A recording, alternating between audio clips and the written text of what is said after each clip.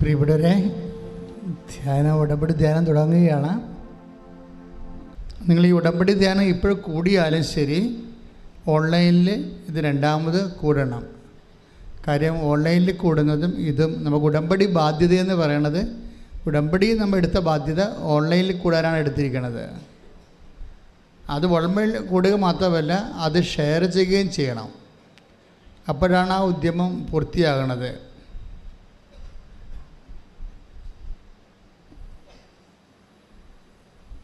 കുറച്ച് ഏറെ കൂടുതൽ പ്രയാസങ്ങളിരിക്കുന്നവർ ആണ് ഇവിടെ വന്ന് ധ്യാനം കൂടുന്നത്. അതിൽ സന്തോഷമേ ഉള്ളൂ, കുഴപ്പമില്ല. കർത്താവ് അങ്ങനെ ഒത്തിരി പേര് അനുഗ്രഹിക്കുന്നുണ്ട്, സന്തോഷമുണ്ട്. പക്ഷേ നിങ്ങളുടെ ഉടമ്പടി ബാധ്യത എന്ന് പറയുന്നത് ഓൺലൈനിൽ ധ്യാനം ചൊവ്വാഴ്ച അപ്പ് ചെയ്യുമ്പോൾ കൂടുന്നതാണ്. അതാണ് നിങ്ങൾ ഷെയർ ചെയ്യേണ്ടത്. ഷെയർ ചെയ്യുമ്പോഴാണ് മറ്റുള്ളവരെ ഇത് മാത്രമല്ല, സാക്ഷ്യവും ഷെയർ ചെയ്യണം. സാക്ഷ്യവും ഷെയർ ചെയ്യണം. ചിലരൊക്കെ നിങ്ങളിലൂടെ ദൈവത്തെ അറിയണത് സാക്ഷ്യം വഴിയായിരിക്കും. സാക്ഷ്യം ദൈവികമായ ദൈവത്തിൻ്റെ സ്വന്തം ഇടപെടലായത് കാരണം ആ സാക്ഷ്യം ഒരു പ്രാവശ്യം കേട്ടാൽ മതി, അപ്പോൾ തന്നെ ആൾക്കാർക്ക് അഭിഷേകം ഉണ്ടാകും. അതുകൊണ്ട് സാക്ഷ്യം ഷെയർ ചെയ്യാൻ വേണ്ടി പ്രത്യേകം ശ്രദ്ധിക്കണം. ഇതൊക്കെ നമ്മുടെ ഉടമ്പടി ഉത്തരവാദിത്തങ്ങളാണ്. ഉടമ്പടി ഉത്തരവാദിത്തം എന്ന് പറയുന്നത് നമ്മൾ എന്തുമാത്രം കാർക്കശ്യമായിട്ട് വേണമെങ്കിൽ നമുക്ക് ഒപ്പിച്ച് ആ ഡിമാൻഡ് സാറ്റിസ്ഫൈ ചെയ്യുന്ന രീതിയിൽ ചെറുതായിട്ടൊക്കെ ചെയ്യാം. പക്ഷേ പ്രെയർ ആൻസറബിൾ ആകുന്നത് പലപ്പോഴും നമ്മളതിൽ ഇൻവെസ്റ്റ് ചെയ്യുന്ന എനർജി ഒക്കെ അടിസ്ഥാനപ്പെടുത്തിയിരിക്കും. അപ്പോൾ ഇത് വളരെ സീരിയസ് ആയിട്ട്, കാര്യം ഉടമ്പടിയിൽ ചൊല്ലുന്ന ഏർപ്പാടൊക്കെ 40% ഉള്ളൂ. ബാക്കി 60% ചെയ്യുന്ന സുവിശേഷ വേലകളാണ്. സുവിശേഷ വേല ഈ ദിവസങ്ങളിൽ വന്ന ഒരു സാക്ഷ്യമാണ് അനിലിൻ്റെ സാക്ഷ്യം. അപ്പോൾ അതൊക്കെ മനസ്സിൽ കേൾക്കുക, ആ പേര് കേൾക്കുമ്പോൾ അറിയാം ഇത് നോൺ ക്രിസ്ത്യൻ ആണല്ലോ എന്ന് പറഞ്ഞു. പക്ഷേ അനിലിൻ്റെ സാക്ഷ്യം എന്താണ്? 6 തവണ IELTS എഴുതി തോറ്റുപോയതാണ്. 2 വർഷമായെന്ന് തോന്നി എഴുതാൻ തുടങ്ങിയിട്ട്. ഇപ്പോൾ 2 വർഷമായിട്ടും എഴുതി തോറ്റുപോയി. അപ്പം അതുകൊണ്ട് പിന്നെ ആരോ ഇങ്ങനെ ഒരു സാക്ഷ്യം കേൾക്കാനിടയായി.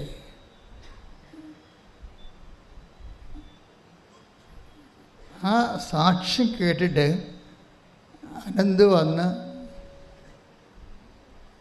ഉടമ്പടി എടുത്ത്.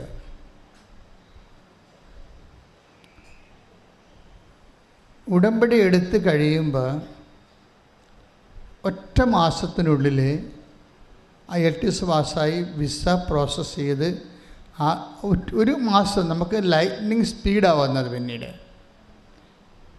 ആ സാക്ഷ്യം നിങ്ങൾ കേൾക്കണം, അനന്തുവിൻ്റെ സാക്ഷ്യം. ഈ സാക്ഷ്യം അപ്പം ഞാൻ നോക്കി, എന്തുകൊണ്ട് ഇത്രയും 6 IELTS എഴുതിയിട്ട് തോറ്റ ആൾ ഇത്രയും ലാഗിങ് വന്നിട്ട് എങ്ങനെയാണ് ഈ ഒറ്റ മാസം കൊണ്ട് ഇത്രയും അഡ്വാൻസ്ഡ് ആയെന്ന്? ഷാർപ്പ് ലൈറ്റ്നിങ് സ്പീഡ് വന്നു. ഉടമ്പടി ശരിക്കും സ്പീഡിൻ്റെ ഒരു പ്രോജക്റ്റാണ്. പക്ഷെ അത് നമ്മൾ കറക്റ്റായിട്ട് ഇൻവെസ്റ്റ് ചെയ്യണം. അല്ലാതെ ഉടമ്പടി എടുത്തു എന്നും പറഞ്ഞ് ഉടനെ സ്പീഡ് ഉണ്ടാകത്തില്ല. സ്പീഡാക്കണം നമ്മളാണ്. അപ്പം ഞാൻ നോക്കിയ സാക്ഷ്യത്തിൽ അനന്തു എന്നാ ചെയ്തതെന്ന് നോക്കി. അപ്പോൾ അനന്തു ഇടുക്കിക്കാരനാണ്. പക്ഷേ പുള്ളിക്കാരൻ കൃപാസനം പത്രവും ഇടുക്കി മുതൽ കാഞ്ഞിരപ്പള്ളി വരെ കൊണ്ടേ കൊടുക്കുക. മനസ്സിലായില്ലേ? വ്യത്യാസം കണ്ടില്ലേ? അതാണ് വിഷയം. അപ്പോൾ ദൈവം നോക്കണത് ഈ സത്യസന്ധതയാണ്. നീ കാത്തലിക്കാണ്, CSI ആണ്, നോൺ ക്രിസ്ത്യൻ ആണ് എന്നല്ല നോക്കണത്. സത്യം നീ ദൈവത്തിരുസന്നിധിയിൽ എങ്ങനെ വ്യാപരിച്ചു? സത്യത്തിൽ വ്യാപരിക്കണം.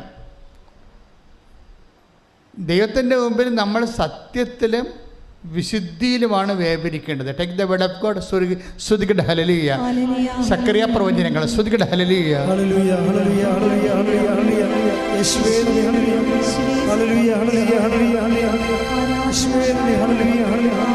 സുവിശേഷം 1-ാം അധ്യായം 70 മുതലുള്ള തിരുവചനങ്ങൾ. ലുക്കാ 1-ാം അധ്യായം 70 മുതലുള്ള തിരുവചനങ്ങൾ.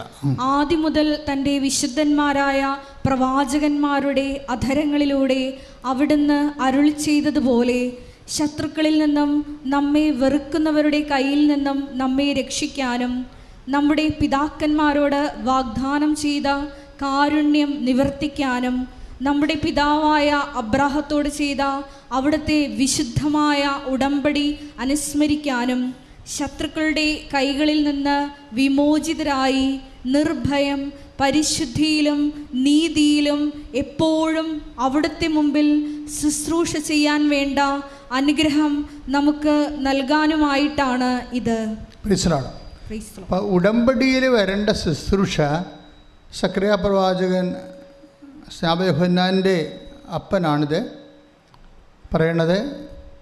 ഉടമ്പടി അനുസരിച്ച് വരേണ്ട ശുശ്രൂഷ വിശുദ്ധിയിലും നീതിയിലുമാണ്. Read it again. സ്തുതിക്കട്ടെ ഹല്ലേലൂയ. ശത്രുക്കളുടെ കൈകളിൽ നിന്ന് വിമോചിതരായി. ഒന്ന് പറഞ്ഞേ. ശത്രുക്കളുടെ കൈകളിൽ നിന്ന് വിമോചിതരായി നിർഭയം പരിശുദ്ധിയിലും നീതിയിലും എപ്പോഴും അവിടുത്തെ മുമ്പിൽ ശുശ്രൂഷ ചെയ്യാൻ വേണ്ട അനുഗ്രഹം നമുക്ക് നൽകാനുമായിട്ടാണ് ഇത്. അപ്പോൾ whether you are Christian or a non-Christian, that doesn't make anything in the concept of ഉടമ്പടി കവനൻറ്റ്. അവിടെ എന്താ പ്രശ്നം വെച്ചാൽ അവിടെ നമുക്ക് ഇൻവെസ്റ്റ് ചെയ്യാനുള്ള കഴിവുണ്ടായാൽ മതി. Ability to invest. അവിടെ നിങ്ങളുടെ വിശ്വാസം നിക്ഷേപിക്കാനുള്ള കഴിവ്, നിക്ഷേപക്ഷമത എന്താണ്? അത് 2 കണ്ടൻറ്റ് ബേസിക് ഉണ്ട്. എന്താണ്? ഒന്ന്, വിശുദ്ധി ഉണ്ടാകണം. വിശുദ്ധിയിലാണ് ഇത് ചെയ്യേണ്ടത്. വിശുദ്ധി എന്ന് പറയുമ്പോൾ ശാരീരിക വിശുദ്ധി മാത്രമല്ല, മാനസിക വിശുദ്ധിയുണ്ട്, ആത്മീയ വിശുദ്ധിയുണ്ട്. ഇപ്പം ശെമയോൻ ആദിമസഭയിലെ ശെമയോൻ അപ്പോസ്തലന്മാരുടെ കരങ്ങൾ വഴി അത്ഭുതങ്ങൾ സംഭവിക്കുമ്പോൾ ശെമയോൻ പണം കൊടുത്തിട്ട് ഈ കഴിവ് ഞങ്ങൾക്ക് തരാൻ വേണ്ടി, എനിക്ക് തരാൻ വേണ്ടി ശെമയോൻ പത്രോസിനോട് യാചിക്കുന്നുണ്ട്. അങ്ങനെ ദൈവത്തിൽ സഭയിൽ പ്രവർത്തിക്കുന്ന കഴിവുകളെ, കൃപകളെ നമുക്ക് വേണമെങ്കിൽ പണം കൊടുത്ത് അടിച്ചു മാറ്റാം എന്ന് ധരിക്കുന്ന ആൾക്കാർ ഇന്നല്ല പണ്ടുകൊണ്ടായിരുന്നു. Take the word of God. സ്തുതിക്കട്ടെ ഹല്ലേലൂയ. അപ്പോസ്തലപ്രവർത്തനങ്ങൾ 8:18. അപ്പോസ്തലപ്രവർത്തനം 8:18.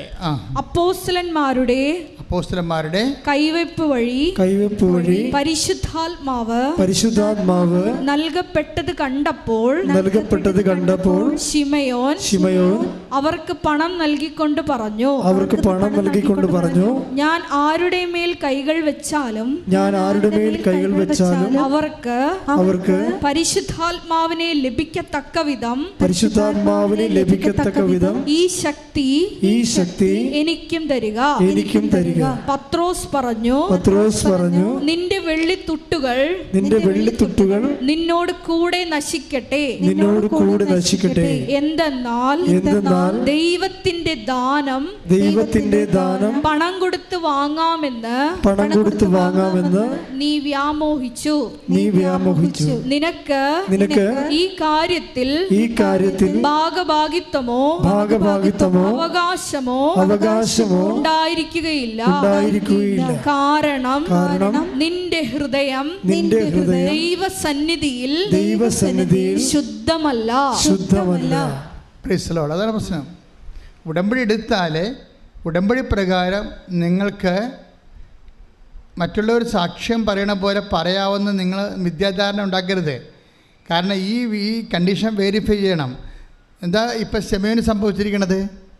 നീ പറയണത് ആലപ്പുഴ വന്ന് ഞങ്ങൾ ഉടമ്പടി എടുത്തു, അതനുസരിച്ചിട്ട് സ്പൃശ്യ പ്രവർത്തനങ്ങളൊക്കെ ചെയ്യുന്നുണ്ടെന്ന് പറഞ്ഞാലും ഇതിൻ്റെ ലക്ഷ്യം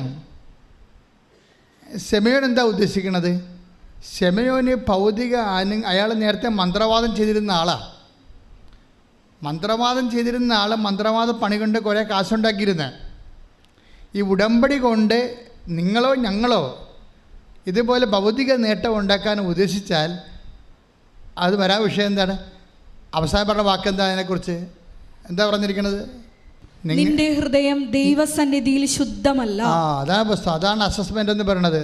എന്ന് പറഞ്ഞ് നിന്റെ ഹൃദയം ദൈവ തിരുസന്നിധിയിൽ ശുദ്ധമല്ല.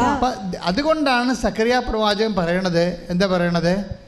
നിന്റെ മുമ്പാകെ വിശുദ്ധിയിലും, തമ്മിൽ കിണ്ടക്കണ ആ വേർഡ്, ശുശ്രൂഷ ചെയ്യുന്ന വ്യക്തികൾ, ഇപ്പം ഉടമ്പടി ചെയ്തിട്ട് നമ്മൾ ചെയ്യുന്ന ശുശ്രൂഷയാണ്, അല്ലാതെ പ്രാർത്ഥിക്കുകയല്ല. ഉടമ്പടി ചെയ്ത വ്യക്തികൾ പിന്നെ എന്താ ചെയ്യണത്? ശുശ്രൂഷയാണ് ചെയ്യണത്. ശുശ്രൂഷ എവിടെയാണ് ചെയ്യണത്? നിങ്ങളുടെ നാട്ടിലാണ്, നിങ്ങളുടെ വീട്ടിലാണെന്ന് പറയരുത്. ആരുടെ ശുശ്രൂഷ നമ്മൾ ചെയ്യണത്? വീട്ടിലായാലും നാട്ടിലായാലും അടുക്കളയിലായാലും അരങ്ങത്തായാലും ചെയ്യണത് ദൈവത്തിൻ്റെ മുമ്പിലാണ്. Praise the Lord. പറഞ്ഞ തൻ്റെ മുമ്പിൽ പറഞ്ഞ് വായിച്ചോളൂ.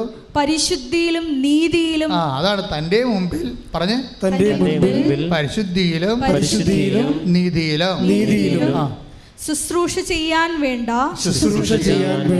അനുഗ്രഹം നമുക്ക് നൽകാനുമായിട്ടാണ് ഇത്. അപ്പൊ നമ്മൾ ഉടമ്പടി എടുത്തിരിക്കുന്നതിൻ്റെ പിന്നിലുള്ള ദൈവിക ലക്ഷ്യമെന്ന് പറയുന്നത് എന്താണ്? ദൈവതിരുസന്നിധിയിൽ പരിശുദ്ധിയിലും നീതിയിലും ശുശ്രൂഷ ചെയ്യുക. അപ്പം നിങ്ങളോട് ചെയ്യണം, നിങ്ങൾ ചോദിക്കുകയാണ് നിങ്ങൾ എന്തിനാണ് ഉടമ്പടി എടുത്തത്? അപ്പോൾ നിങ്ങൾ ഉടനെ ചാടിക്കരപ്പോൾ എഴുതുക IELTS പാസ്സായെന്ന് പറയരുത്. അപ്പം തന്നെ IELTS നോക്കാൻ സാധ്യതയുണ്ട്. അതിൻ്റെ ദൈവിക ലക്ഷ്യത്തിനാണ് ആദ്യം അടിവരയിടേണ്ടത്. എന്തിനാണ് ഉടമ്പടി എടുത്തത്? അത് മകളെ കെട്ടിക്കാനാണ്, അപ്പോഴും പോയി. എന്തിനാണ് ഉടമ്പടി എടുക്കുന്നത്? വസ്തു വയ്ക്കാനാണ്, അപ്പോഴും പോയി. എന്തിനാണ് ഉടമ്പടി എടുത്തത്? എൻ്റെ ദൈവത്തിൻ്റെ തിരുസന്നിധിയിൽ പറഞ്ഞേ, എൻ്റെ ദൈവത്തിൻ്റെ തിരുസന്നിധിയിൽ പരിശുദ്ധിയിലും നീതിയിലും ശുശ്രൂഷ ചെയ്യാൻ. ഈ ഒരൊറ്റ ഉത്തരമാണ് കറക്റ്റ്. അപ്പം നമ്മൾ ഉടമ്പടി ഇന്നു മുതൽ ചെയ്യണ കാര്യങ്ങൾ പരിശുദ്ധിയിലാണോ നീതിയിലാണോ എന്ന് പരിശോധിച്ചുകൊണ്ട് ചെയ്യാൻ തുടങ്ങിയാൽ നല്ല ശരിക്കും ഇങ്ങോട്ട് ടൈം ഷോർട്ടേജ് ചെയ്യണ സംഭവം. കാര്യം ഉടമ്പടിയുടെ ഏറ്റവും വലിയ മെച്ചമെന്ന് പറയുന്നത് ടൈം ഷോർട്ടണിങ് ആണ്. ഈ ടൈം ഷോർട്ടണിങ് സംഭവിക്കണത് എങ്ങനെയാണെന്നറിയാവോ? പ്രസൻസ് ഫീൽ ചെയ്യുമ്പോഴാണ്. വേറെ ഒരു പാക്കേജും ഇല്ലാത്ത പരിശുദ്ധ കുർബാന ഒഴിച്ച് വേറെ ഒരു കവനൻറ്റിനും അല്ലെങ്കിൽ ഒരു ശുശ്രൂഷയ്ക്കും ദൈവം വാഗ്ദാനം പ്രസൻസ് തന്നിട്ടില്ല. ഒരു പ്രസൻസ് ഉള്ളത് 18-20 18-20 ആ 18-20 ഉള്ള പ്രസൻസ് കവനൻ്റൽ പ്രസൻസാണ്. മത്തായി 18-20 എടുത്തേ, ശ്രുതിക്കട്ടെ. ഹല്ലേലൂയ ഹല്ലേലൂയ ഹല്ലേലൂയ ഹല്ലേലൂയ ഹല്ലേലൂയ. യേശുവേ 18-20 എന്തെന്നാൽ 2-3 പേർ എന്റെ നാമത്തിൽ ഒരുമിച്ച് കൂടുന്നിടത്ത് അവരുടെ മധ്യേ ഞാനുണ്ടായിരിക്കും. അപ്പൊ അവിടെ കണ്ടീഷനിലാണ് ആ പ്രസൻസ്. എന്താ മത്തായി 18-20 എന്താ പറയണത്? എന്തെന്നാൽ 1-2 പേർ എന്റെ നാമത്തിൽ ഒരുമിച്ച് കൂടുന്നിടത്ത് അവരുടെ മധ്യേ ഞാനുണ്ടായിരിക്കും. അത് വാഗ്ദാനമാണ്. ഞാൻ ഉണ്ടായിരിക്കുമെന്നുള്ളത് വാഗ്ദാനമാണ്. പക്ഷേ എവിടെയാണ് അവിടുത്തെ പ്രശ്നം? എൻ്റെ നാമത്തിലാണ് അവിടെ വിഷയം. നമുക്ക് വെറുതെ ഒരുമിച്ച് കൂടിയിട്ട് കാര്യമില്ല. വെറുതെ ഒരുമിച്ച് കൂടിക്കഴിഞ്ഞാൽ അയൽക്കൂട്ടത്തിൽ കൂടുന്ന പോലെ ഇരിക്കും. അതാണ് നമ്മൾ സംഭവം. വെറുതെ ഒരുമിച്ച് യേശുക്രിസ്തുവിൻ്റെ നാമത്തിൽ ഒരുമിച്ച് അവിടെ കൂടണമെന്നുണ്ടെങ്കിൽ, അതുകൊണ്ടാണ് ഞാൻ എപ്പോഴും ഉടമ്പടി ചെയ്യുന്നത് പോകുന്നവർ നാട്ടിലുള്ളവരെ ഒരുമിച്ച് കുറേ പേരുണ്ടെങ്കിൽ നിങ്ങൾ കൂട്ടായ്മ ഉണ്ടാക്കി അവിടെ അഖണ്ഡ ജപമാല പ്രാർത്ഥന നടത്തണമെന്ന് പറഞ്ഞതിൻ്റെ കാരണം ഈ പ്രസൻസ് കണ്ടിന്യൂ ചെയ്യാൻ വേണ്ടിയാണ്. അങ്ങനെ ഒത്തിരി പേര് എല്ലാ രാജ്യങ്ങളും തന്നെ ഒത്തിരി പേര് ചെയ്യുന്നുണ്ട്. നമ്മളവിടെയൊക്കെ വീഡിയോ അവരുടെ പ്രാർത്ഥന അവിടെ അഖണ്ഡ ജപമാല നടത്തുന്ന വീഡിയോ അവരയച്ചു തന്നിട്ട് നമ്മൾ അപ്പ് ചെയ്യുന്നുണ്ട്. ഇനിയും നിങ്ങൾക്കത് ചെയ്യാം. അതിൻ്റെ ഉദ്ദേശമെന്ന് പറയുന്നത് കവനൻ്റിലായിരിക്കുന്നവർ, ഉടമ്പടിയിലായിരിക്കുന്നവർ, ദൈവമായിട്ട് കരാറിലായിരിക്കുന്നവർ ഇവിടെ ഒരു കൂട്ടായ്മയാണ്. അപ്പോൾ സ്വാഭാവികമായിട്ട് ക്രിസ്തുവിൻ്റെ നാമത്തിലാണ്. ക്രിസ്തുവിൻ്റെ നാമത്തിൽ, അതാണ് അവർ പറയുന്നത്, എൻ്റെ നാമത്തിൽ ഈശോ പറയുന്നുണ്ട്. എൻ്റെ നാമത്തിൽ ആണ് നമ്മൾ കൂടുന്നതെങ്കിൽ തീർച്ചയായിട്ടും അത് കർത്താവിൻ്റെ സാന്നിധ്യത്തിലാണ്. എൻ്റെ മുമ്പിലെന്ന് പറഞ്ഞ കാര്യം അതാണ് സാധ ഉദ്ദേശിക്കുന്നത്. അതായത് എൻ്റെ മുമ്പിൽ വിശുദ്ധിയോടും നീതിയോടും കൂടി.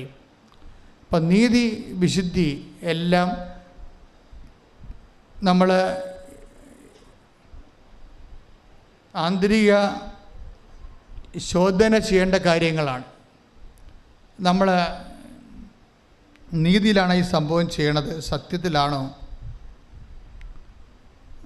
കാര്യം സത്യവും എന്ന് പറയുമ്പോഴേ സുവിശേഷ വിഹിതമായ സത്യമാണ്.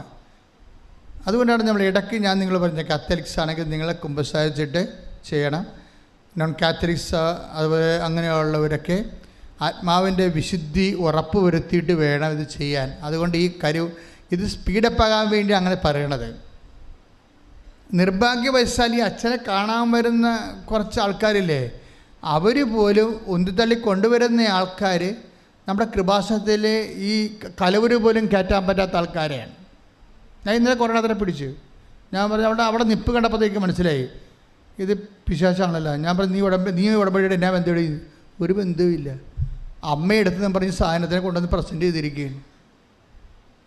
അമ്മ ഉടമ്പെടുത്ത് നിങ്ങൾ ഒരിക്കലും അച്ഛൻ്റെ അടുത്ത് വരുമ്പോൾ നിങ്ങൾ വളരെ ശ്രദ്ധിക്കണം. നിങ്ങൾ ആരെയും കൊണ്ടുവരണത് അവരെ കുമ്പസാരിപ്പിച്ചിട്ട് കുർബാന സ്വീകരിപ്പിച്ചിട്ട്, അല്ലെങ്കിൽ നോൺ ക്രിസ്ത്യൻസ് ആണെങ്കിൽ പ്രാർത്ഥിച്ച് വിശുദ്ധിയോടെ ആണ് കൊണ്ടുവരേണ്ടത്. ചുമ്മാ ഉറങ്ങിക്കിടക്കണതിനെ വെളുപ്പിനെ വലിച്ച് നേപ്പിച്ചിട്ട് അവിടെ കിടന്ന് ഇടി, പന്നിയെ കപ്പലിൽ കയറുന്ന പോലെ അമ്മയും മകളും നമ്മൾ ഇടിയാണ്. അങ്ങനെ ഒരു കണത്തിൽ ഇവിടെ വലിച്ചു കൊണ്ടുവന്ന് ഇവിടെ കൊണ്ടുവന്ന് പ്രേസ് ചെയ്യും. അങ്ങനെ കൊണ്ടുവന്നൊരു കഥയില്ല. ഒന്നാമത്തെ ഇതിനെ കാണുമ്പോൾ എനിക്ക് മനസ്സിലാവും, ഈ സ്റ്റഫിനെ കാണുമ്പോൾ എനിക്ക് മനസ്സിലാവും. പിന്നെ ഞാൻ പ്രാർത്ഥിക്കത്തൊന്നുമില്ല, പിന്നെ നിങ്ങളെ സ്വാധീനിക്കാൻ വേണ്ടി. കാര്യം ഇതിൻ്റെ തല കവിഞ്ഞിട്ട് കാര്യമില്ല. എപ്പോഴും നമ്മൾ ശ്രദ്ധിക്കേണ്ടത് അങ്ങനെയുള്ളവർ, അമ്മമാർ, അവർ മക്കളുടെ ആധ്യാത്മികത സംശയമുള്ള അമ്മമാർ ഇവിടെ കൂടെ വന്നിട്ട് അവരുടെ തൊട്ട് വിശ്വാസ പ്രമാണം ചൊല്ലിക്കൊണ്ടിരിക്കണം അച്ഛൻ പ്രാർത്ഥിക്കുമ്പോൾ. നേരത്തെ അങ്ങനെ ഉണ്ടായിരുന്നു. കൂടെ ഒരാൾ കൂടി നിന്ന് പ്രെയർ സപ്പോർട്ട് ചെയ്ത് കൊടുക്കണം, പ്രെയർ സപ്പോർട്ട് ചെയ്യും. കാര്യം ഇതെല്ലാം നമ്മൾ കാണിക്കുന്ന സത്യസന്ധതയുടെ ഭാഗമായിട്ട് വരുന്ന വിഷയമാണ്. നമ്മൾ ഇപ്പോൾ അനന്തു എന്താ ചെയ്തത്? ഇടുക്കിയും കാഞ്ഞിരപ്പള്ളിയും തമ്മിൽ എന്നാ ദൂരമാണ്, 2 ജില്ലയല്ലേ. എന്നിട്ട് ഇത്രയും ദൂരെ പോയിട്ട് ഈ പ്രേക്ഷിത പ്രവർത്തനം ചെയ്യണത്, ദൂരെ വരെ പോയിട്ട്? അത് സത്യത്തിലാണ് ചെയ്യണത്, സത്യത്തിലും സ്നേഹത്തിലുമാണ് ചെയ്യണത്. അപ്പം ദൈവത്തിന് സത്യമാണെന്ന് എൻ്റെ മക്കളെ, ഞാൻ നിങ്ങളെ കുറ്റം പറയുകയോ വഴക്ക് പറയുകയോ അല്ല. ഞാൻ ഉദ്ദേശിക്കുന്നത് നിങ്ങളിത് കുറച്ചുകൂടി ക്ലിയറായിട്ടാണ് ഈ സംഭവം സത്യത്തോടെയാണ്, സ്നേഹത്തോടെയാണ്, നീതിയോടെയാണ്, വിശുദ്ധിയോടെയാണ് ചെയ്യണമെങ്കിലേ ഇത്രയും പുതുക്കേണ്ട ഒരു കാര്യമില്ല. ആദ്യമേ വർക്കൗട്ട് ചെയ്യും. അതെന്താ ഞാനങ്ങനെ പറഞ്ഞു കഴിഞ്ഞാൽ, ഒന്നാമത്തേൽ ഇപ്പം നിങ്ങൾക്ക് ചിലർക്ക് സംശയം ഉണ്ടാകും. ബൈബിളിലുള്ള സംശയങ്ങളെ നമുക്കുണ്ടാകത്തുള്ളൂ, പുതിയ സംശയങ്ങളൊന്നുമില്ല. ഇപ്പം കർത്താവ് എൻ്റെ കൂടെ ഉണ്ടോ ഇല്ലയോ എന്ന് ചിലർക്ക് സംശയം ഉണ്ടാവും. പ്രസൻസിനെ കുറിച്ച് സംശയം ഉണ്ടായപ്പോഴും ഉടമ്പടി എടുത്ത്, പക്ഷേ കർത്താവ് എൻ്റെ കൂടെ ഉണ്ടോ ഇല്ലയോ എന്ന് കുറിച്ച് നമുക്ക് സംശയം ഉണ്ടാവും. എല്ലാവർക്കും അല്ല, കുറച്ച് പേർക്ക് സംശയം ഉണ്ടാവും.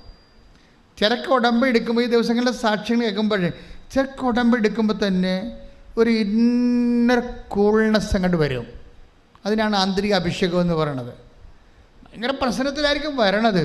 പക്ഷെ ഉടമ്പടി എടുത്ത് കഴിയുമ്പോൾ, വാഗ്ദാന പേടകത്തിൽ കൊണ്ടുവന്ന് കരാറ് ഉടമ്പടി പ്രമാണം നിക്ഷേപിച്ച് കഴിയുമ്പോൾ ഓട്ടോമാറ്റിക് ഒരു ഇന്നർ കൂൾനെസ് അവർ ഫീൽ ചെയ്യും.